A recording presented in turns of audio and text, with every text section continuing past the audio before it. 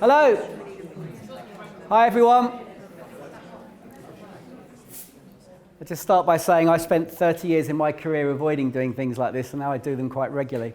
I always start by talking about the 2nd of September 1986. I describe it as one of the worst days in my life. And when I say that, I instantly feel guilty because I'll have a lot worse days because nobody died close to me or anything like that. But let me tell you a little bit about this day. I was 24 years old. I'd just been promoted to the job of a trainer, having been selling advertising space for a number of years. And on that morning, my boss said to me, can you do me a favour? Could you help me interview somebody today? We got somebody coming in at 11 o'clock, and I just want you to speak for a couple of minutes about the company's training. And I remember thinking, fantastic. My career's taking off. For the first time, I'm going to be interviewing somebody. 11 o'clock comes along. I walk into the room. It's quite a small room. It's quite a big guy. And he was probably twice my age. And I think he gave me one of those looks like, who's this little kid? What does he know?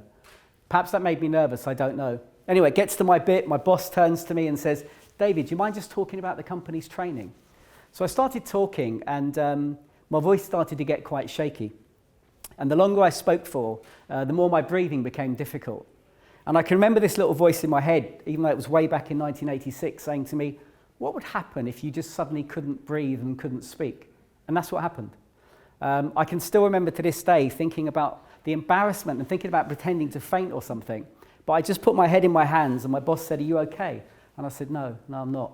I said, I feel ill. She says, well, don't worry about the rest of the interview. Go and sit in the room opposite. So I went and sat in the room opposite, and I can remember thinking, what's happened to me? I'm a confident young man. Something's gone horribly wrong there.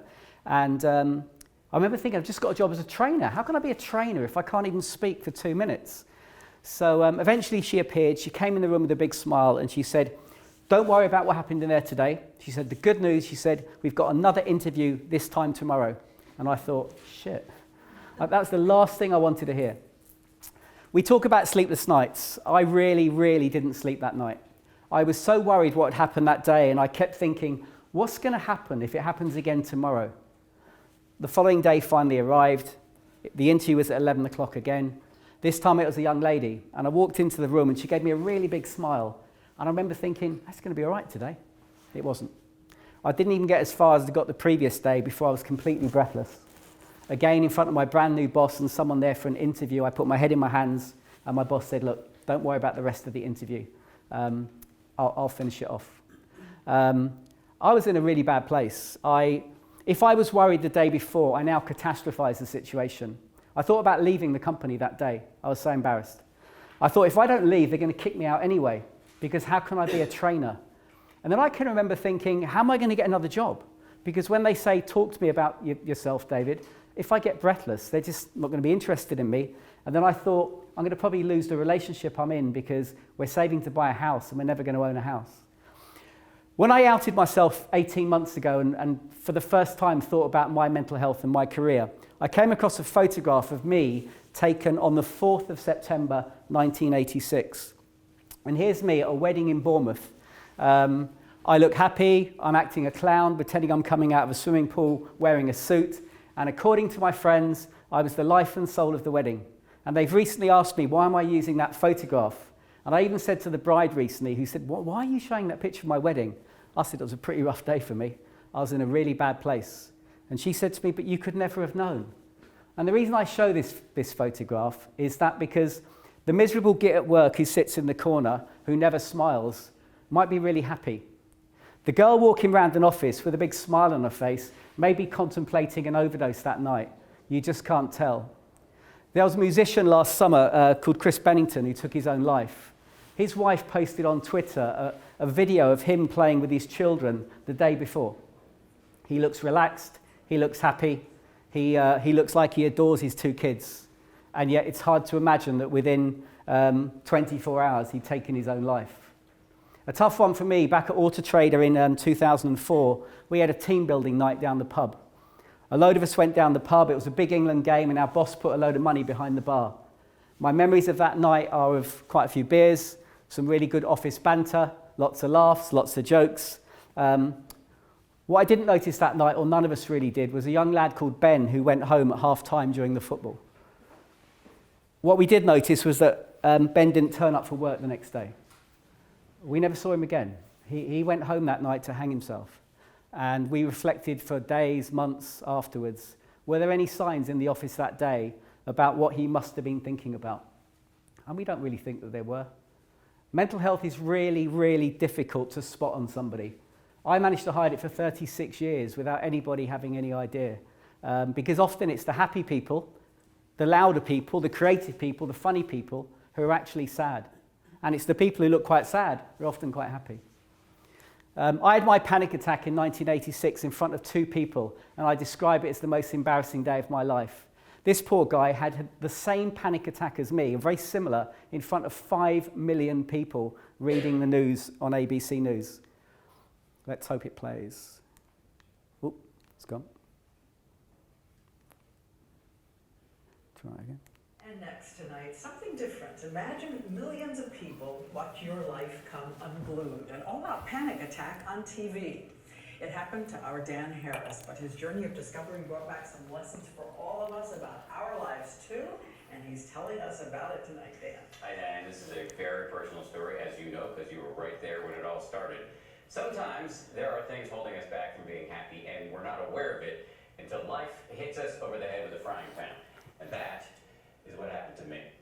From ABC News, this is Good Morning America. Welcome to the most embarrassing day of my life. We're going to go now to Dan Harris, who's at the news desk. Dan. Morning, Charlie and Diane. Thank you. This is me 10 years ago, and the reason this is the most embarrassing day of my life is not that it looks like I've been attacked by a blow dryer and a can of hairspray. No, it's that I am about to freak out on national television. Health news now. One of the world's most commonly prescribed medications may be providing a big bonus. Researchers report people who take cholesterol-lowering drugs called statins for at least 5 years may also lower their risk for cancer. But it's too early to prescribe statins slowly for cancer production. At this point, I realize I'm helpless, so I bail right in the middle. That does it for news. We're going to go back now to Robin and Charlie. All right, thanks very much, Dan Harris at the news desk for some of the headlines of the morning. Want to go to Tony Perkins now? Once the fear subsided, humiliation rushed in. I knew with rock-solid certainty that I had just had a panic attack on national television. When I see his face there, it reminds me, just after those interviews, sitting in that room, the complete shock and humiliation. Imagine what a confident young guy he was to be a newsreader on ABC News. You know, on YouTube, you can write comments. This guy gets nothing but abuse. I think he gets abuse because he said he freaked out on live TV. And when you watch a video on YouTube and someone says they freaked out, you wait for them to scream out loud with their arms in the air, being really demonstrative. He was freaking out inside that day, and I freaked out inside in those interviews, and it affected our breathing, and we couldn't get away with it. But again, in the workplace every day, you have colleagues around you at times who are freaking out on the inside, and you have no idea. Again, I was lucky. I got found out in those interviews in '86, but I spent the next 30 years hiding them sometimes on the inside. So just because you don't see people screaming, they can still be in a lot of pain. I'm rubbish at PowerPoint, and I'd help putting these slides together initially, and most of them are just pictures. And the person putting this slide together for me said, do you mind me asking what this slide's all about? And I said, yeah. I said, there's days in your life when you can remember where you were at any given moment in time. And I was going to a meeting in Aylesbury in Buckinghamshire early in my career, and I was in a bad place that day, and I was really worried that I was going to have another panic attack that afternoon. So I decided to have a car crash. I can remember I was in a little place called Aston Clinton. I was on a roundabout, and I thought, when the next car comes along, just drive into it. Just drive into it. Now, I'm either such a crap driver, or the part of the brain that fears physical pain kicked in, and I missed the other car. I still nearly got hurt because he came after me, because he could see I was driving at him. I was really lucky, right? That's the worst thing I ever thought about doing. I occasionally thought about drinking vodka to try and sort of get away with hiding nerves in presentations, but I never went down that slippery path. The reason I'm lucky is that I was in London yesterday, and the western route on the Central Line was suspended because somebody jumped under a train at Marble Arch last night. I still got a bit frustrated, but I was telling myself, hang on, what sort of day was that person having? Some people, as we know, drive onto a multi-storey car park and jump off the roof. There is no irrationality with mental health. It is just so irrational. It just doesn't make sense. A guy, after seeing one of my talks, sent me an amazing email 2 days later where he said when he was 9 years old, he came home from school and his dad was there, and his dad always worked long hours, so he wasn't expecting to see his dad. And he was with his little sister who was 7. And Dad said, get all your favourite toys and games out. We're going to have an amazing night. They had an amazing night, playing with their dad, laughing and joking, playing with their favourite toys. You know what's coming? The dad killed himself the next morning because he was having his last ever night with his kids. The guy who sent me that email has been having help for 25 years to deal with his anger at his dad. He's now really realised that perhaps his dad was going through the worst time ever. I don't deny I used to think suicide was selfish. I now think it's probably the most loneliest and saddest death of all.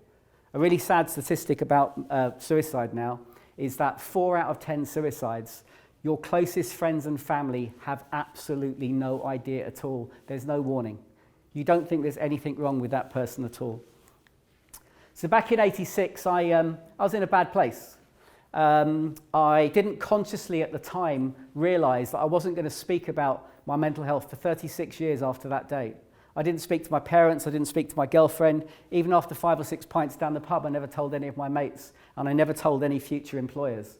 I did go to see a GP, and he did what I feared. He sent me off to see some sort of psychiatrist, and I can remember, although it was 1986, driving into the car park thinking, oh my God, I hope nobody sees me. Even worse when I went into the waiting room and thought, please, please, let there be no one here I know. The whole experience wasn't good. I remember thinking, well, I'm just going to have to deal with this myself.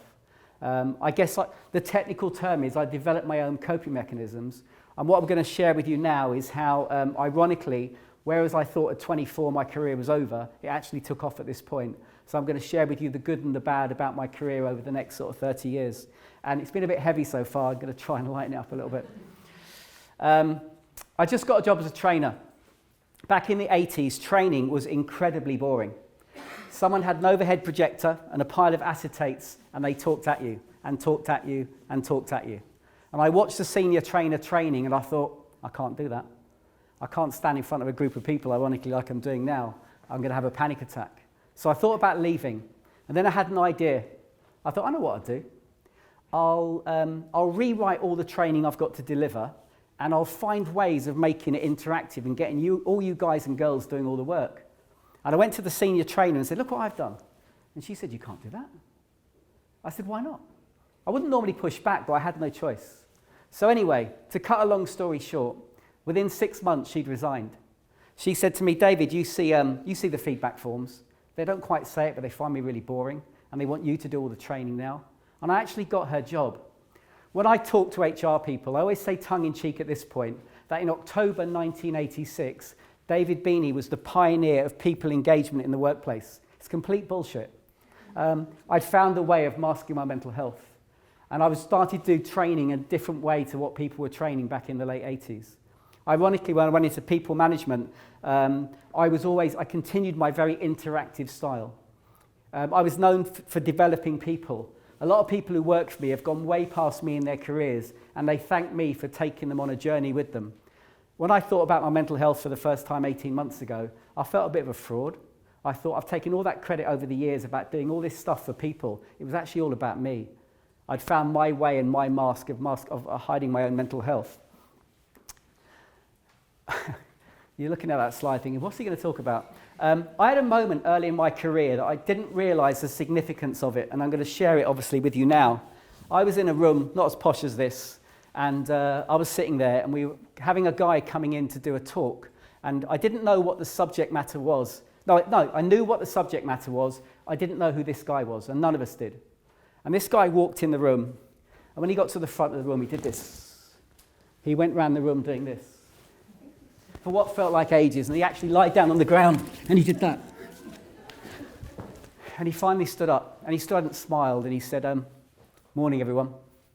He said, my name's Mr. Fish. And he said, whatever you think of my name, you're not going to forget it for the rest of your life. And here I am all these years later. The reason it's had such an impact on me, and I can't exaggerate this enough, my name's Beeney, and I've given out thousands and thousands of tins of baked beans. I can't exaggerate this enough. Please, I've passed them around. There's not one for everybody. The reason they didn't put me in the main hall was I couldn't afford the beans. When you give out beans throughout your career, it becomes part of your brand. A couple of true stories. My daughter's boyfriend works for Heinz, and I've been trying to get free product for so long. But my daughter said, get off Oscar's back. He'd have to go to senior management in Heinz and say, my girlfriend's dad's got a mental health issue and he gives out free beans. It ain't going to happen. My favourite story about beans was last year. I was lucky enough to go to Dublin to do this talk for the Irish rugby team. And on the way out to Dublin, I did something really, really stupid, schoolboy error. I got to Stansted Airport and my case was really light because I was only staying for one night. And my car boot is always full of baked beans. So I filled up my case impulsively with tins of baked beans. I arrive at security, completely forgetting the process. I get my tray. I take off my belt, my phone, my wallet, my laptop, my jacket, my shoes. I go through the buzzer. I don't buzz. I get to the other side, and my main case is gone. You know they have no sense of humour. Guy calls me over and says, excuse me, sir, where are you travelling to today? And I said, Dublin. He said, do you realise you can buy baked beans in Dublin? That's not the story at all. Anyway, they even opened a tin of beans to test they were beans, but obviously they're liquid, so they threw them away. Anyway, I get to Dublin, I buy more beans, I tell that story to the Irish rugby team, they smile, and at the end of the session with the Irish rugby team, when they got up to leave, I looked on the floor and they'd left the beans behind. Now, I've given out thousands of beans in my career. I'm not precious whether people keep them or take them with them. I don't mind. But on this particular day, I said to the Irish rugby team, you've got to take your beans. You've got to take your beans, come back and get them. And this guy turned around and said, I don't like beans. I said, I don't care. And then I said something that I wasn't planning to say. I said to him, you're going to do something different with your tin of beans. And he said, what's that? And they all got attention from all of them. I said, wherever you go for the next week, and this applies to all of you in the room today, you can't eat your beans. You've got to put them on your workspace. And what's going to happen is people are going to walk past your desk and say, why have you got a tin of beans on your desk? And every time they say that, you have to say, because we don't talk enough about mental health. And every time someone talks about beans, I talk about mental health. So since February of last year, probably giving out another 1,000 tins of baked beans, you can't eat them for a week. You have to sign up and say, when anyone asks me why I've got beans, we have to talk more about mental health. Okay? Deal? Good. Enough about baked beans. The moment I dreaded in my career came when I was 32 years old. I was working for a glitzy media company called EMAP. I was at a conference with 400 people.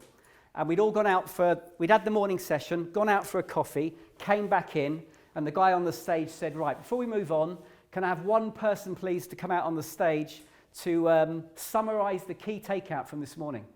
400 people look down, don't they? No one wants to do it. He said, I haven't got a volunteer, I'll have someone from table 12. And I thought, shit, I'm on 12. And then you've all done it, you pick on somebody to get you out of it. The whole table pointed at me and said, Beeney, you love this sort of thing. So I found myself walking towards the stage. When you have a major anxiety panic attack like I had at that moment, it physically hurts. Your muscles seize up, let alone the mental anguish, it physically hurts as well. As I got near the stage, in a complete state of panic, I remembered the conference was called Out of Your Box. And just got that 10 minutes. Right. I remember this conference was called Out of Your Box. And I remembered that we all had to bring along an idea to the conference that we could present in under 2 minutes. And I thought, ignore what he's asked you to do your out of your box idea. So I got to the front of the stage, I looked at 400 people, I was still really nervous and said, I'm going to give you a choice. You can either hear the feedback that I've been asked to give you, but that'd be really boring, or I can get my balls out.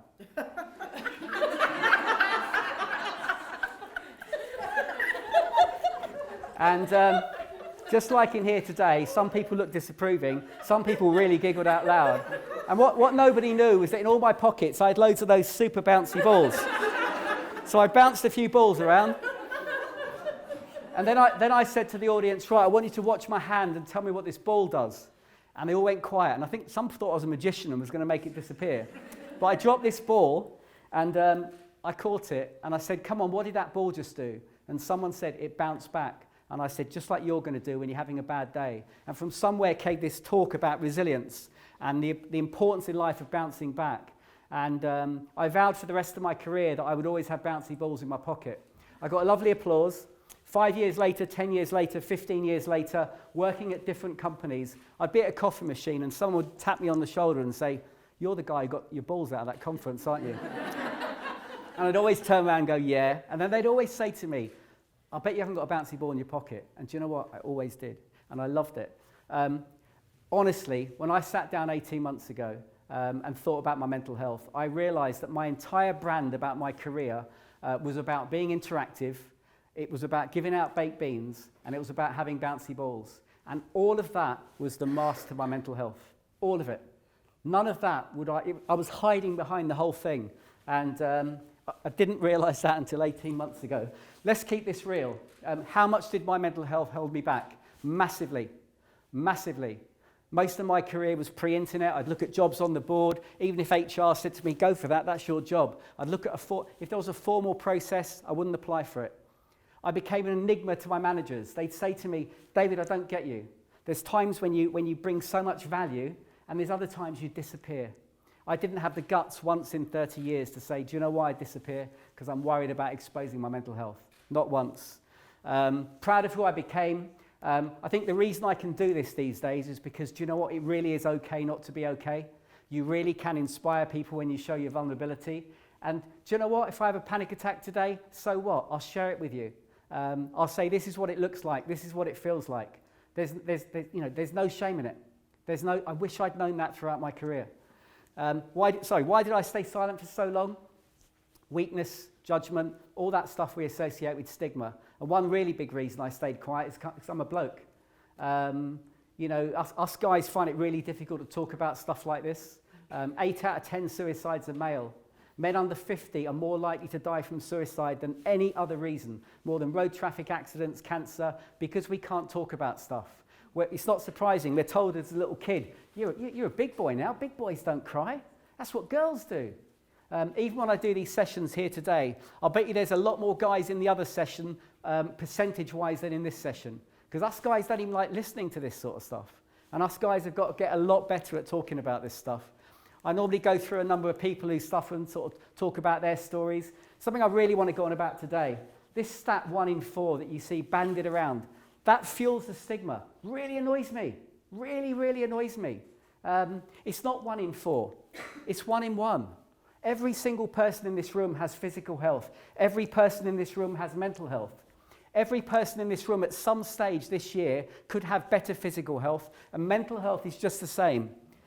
All of you at some stage in the last 6 months will have experienced lack of energy, days when you're feeling really tired, struggling to concentrate, you've got stuff on your mind about the kids, your parents, the family, problems sleeping, stress, mental fatigue. All of that is poor mental health. When we start realizing it's 1 in 1, we can talk about it because we're not saying, oh, which of the 4 of us has actually got it then? There's no shame in it. We all have mental health. Personal trainers. 7 of my friends have personal trainers. Do you know why I know? They tell me. They say he comes around my house on a Saturday morning and I pay him 50 quid. How many of my friends have a personal trainer for this muscle, the brain? I wouldn't know. They'd be too embarrassed because that personal trainer is called a therapist or a counsellor. We are more worried about developing bingo wings than we are looking after our own minds. It's very sad. I no longer just do my talks. The main work I do these days is going into organisations, working with HR teams around culture. And I'm lucky to work with some of the leading brands in the UK. And I'm going to really fly through this really quickly. I obviously always signpost normally where people should go to help if they need help. The longer you hold on to things in life, the heavier they become. A glass of water, if I held on to it for 10 minutes, my arm would start to shake. Hold on to it for a day, there'd be no water left in the glass. The moment you start releasing stuff, you know the old phrase, a problem shared is a problem halved? It's the same about mental health. We've got to stop holding on to things for too long. What happens if you drop a frog into a boiling pot of water? He lives every single time. It's like physical pain. It bloody hurts the frog at first, but he jumps out and he's okay.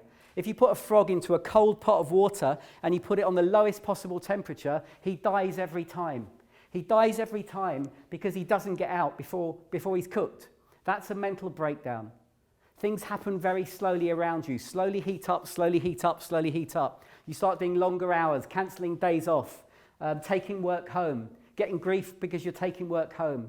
You'll get no warning one day, no warning. One day you will have a mental breakdown and you may take months or years to get over it.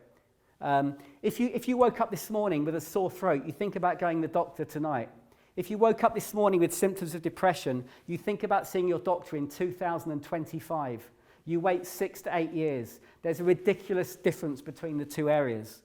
Stigma, really quickly, stigma is not what people think it is. In the days when racism and sexism were really rife, I'm not saying they've gone away, people were saying horrible things and we had to shut them up. Mental health is what we don't say. The stigma of mental health is the silence that exists around it. My interviews back in '86 were never talked about again. The woman who did the interviewing with me, her little girl became bridesmaid at my wedding. We were close friends for 15 years, but we never talked about it again. When people go off with a broken leg, they get a card signed by everyone in the office. When someone goes off with work-related stress, we don't send them a card. We don't ring them. We think we're doing them a favour. They're sitting at home thinking, my boss thinks I can't do my job anymore. I wonder what everyone's saying about me. But we give all the sympathy and all the support to the person with poor physical health, not the person with mental health. To create stigma-free environments, really quickly, 4 key things, and I'm going to have to keep this really simple. It's not about sending people off on mental health first aid courses so they know a bit more about mental health at all. That can help. But what it's all about is you have to set the tone from the top of an organisation. If I've been told to walk away from businesses where it's a tick box exercise. The most senior people in companies should talk about how mental health has touched their lives, because if they talk about it, it gets easier for everybody to talk about it. It's the education of managers. The best insight I can give you today is from HSBC Bank. They're one of the best employers in the world around well-being. One of their top executives was off for 6 months with depression. When he came back, they promoted him. They do loads of initiatives, but last year they did a survey of 76,000 employees, and they were asked, one of the questions in the survey was, are HSBC interested in your well-being, yes or no? 38,000 people said no, half. They were shocked, mortified. They're brilliant with their data analytics, drilled into the data, not surprising, common denominator, line manager. Then looked into the data further, what is my manager doing or not doing to make me think that HSBC isn't interested in me? Really simple stuff, which always excites me because it means it's fixable and true. Cancelling your one-to-one meeting. And when you get your one-to-one meeting, it's all about HSBC Bank as opposed to, forget work, how are you? How's the family? How's the recent holiday? The real key to stigma-free cultures is about a kinder, more compassionate environment where managers become better people managers, and despite really being busy, they find time to ask you how you are. I've already talked a lot about we've got to compare mental health and physical health and treat them the same. We've got to normalise it, not a great word, normalise, but we've got to think about one in one and accept that everyone has physical health, everyone has mental health. And a real key thing, my biggest learning in the last 6 months is the language you use. If this guy here was working for me and he came into his one-to-one meeting and I said to him, Mark, I'm a little bit worried about your mental health, he'd go into shutdown mode. He'd find it far too invasive. If Mark came into his one-to-one and I said, Mark, I've noticed recently your energy levels have dipped a bit, he'd say, I'm not surprised. I've got so much going on. I've got this going on with the family, this going on at work, etc., etc. Energy and well-being are really, really closely linked. Energy is a great word to use because people will talk to you about their energy levels, and if they're low, it's often because they're stressed, they're not sleeping, they're struggling to concentrate, etc., etc. So let's really start talking about energy in the workplace. We're all hearing about mental health more and more. It's not about throwing it down people's throats and doing the odd time to talk day and National Mental Health Awareness Month. It's just a little more conversation in the workplace on a regular basis, hence the baked beans. My final line this morning is there was a guy in the city not far from here. In the last financial crash, he jumped off one of the big buildings. He was an amazingly talented, successful guy. Yes, he'd battled with depression throughout his life, but he's not with us today because he couldn't talk about it. He couldn't talk about it because of the stigma around talking about it. Depression didn't kill him. The stigma killed him. The stigma kills people, and we've got to take it more seriously. Thank you very much.